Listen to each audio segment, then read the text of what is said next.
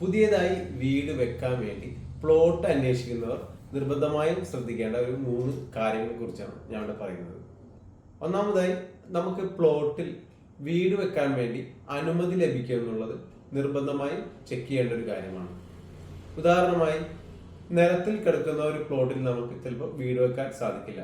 അതുപോലെ CRZ, കൊക്കാളിപ്പാടം എന്നിവയിൽ നിന്ന് നിശ്ചിത അകലം ഗവൺമെന്റ് നിശ്ചയിച്ചിട്ടുണ്ട് വീട് പണിയുന്നതിന് വേണ്ടി. ഇതിലൊന്നും ഉൾപ്പെട്ടിട്ടില്ല എന്നുള്ളത് നിർബന്ധമായും ചെക്ക് ചെയ്യേണ്ട കാര്യമാണ്.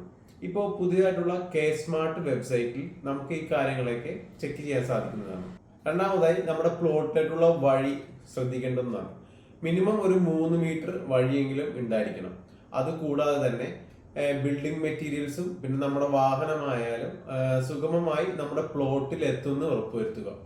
ഇത് പറയാൻ കാരണം, നമ്മൾ നിലവിൽ വർക്ക് കൺസ്ട്രക്ഷൻ ചെയ്തുകൊണ്ടിരിക്കുന്ന സൈറ്റിൽ 3 മീറ്റർ വഴിയാണ് ഉള്ളത് പ്ലോട്ടിലോട്ട്, പ്രൈവറ്റ് റോഡ്. അതിനകത്ത് നമുക്കൊരു S ഷേപ്പിലൊരു വളവ് വരുന്നുണ്ട്. അപ്പോൾ അതിന്റെ സൈഡിലെ അതിർത്തികളിലൊന്നും ഫൗണ്ടേഷൻ കറക്റ്റായിട്ട് തിരിച്ചല്ല, പക്ഷെ റോഡ് ഫോം ചെയ്തിട്ടുണ്ട്.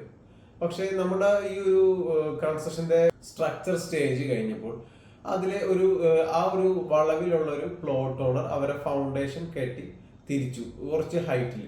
അതിനുശേഷം നമുക്ക് ബിൽഡിംഗ് മെറ്റീരിയൽസ് വലിയ വാഹനത്തിൽ എത്തിക്കാൻ സാധിക്കുന്നില്ല.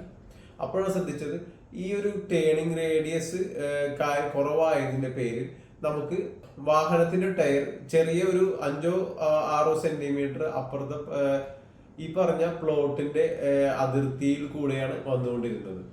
അപ്പൊ ഈ പറഞ്ഞ 3 മീറ്റർ വഴി ഉണ്ടെങ്കിലും ഈ പറഞ്ഞ വളവ് കാര്യങ്ങൾ വരുമ്പോൾ ആ ഒരു വാഹനം തിരിയാനുള്ള ഒരു സ്പേസ് ഉണ്ടെന്ന് ഉറപ്പുവരുത്തുക. മൂന്നാമതായി, നമ്മുടെ പ്ലോട്ടിൽ വെള്ളത്തിന്റെ ലഭ്യത ഉറപ്പുവരുത്തേണ്ടതാണ്. അതിനെക്കുറിച്ച് നമ്മൾ കൂടുതൽ സംസാരിക്കേണ്ട കാര്യമില്ല. ഇപ്പൊ നമ്മുടെ വീട്ടാവശ്യത്തിനാണെങ്കിലും ഈ വീട് പണിയുന്നതിനായി നമുക്ക് ധാരാളം വെള്ളത്തിന്റെ ആവശ്യമുള്ളതാണ്. കിണറോ അല്ലെങ്കിൽ വാട്ടർ അതോറിറ്റിയുടെ കണക്ഷനോ കിട്ടാൻ സാധ്യതയുണ്ടെന്ന് ഉറപ്പുവരുത്തുക.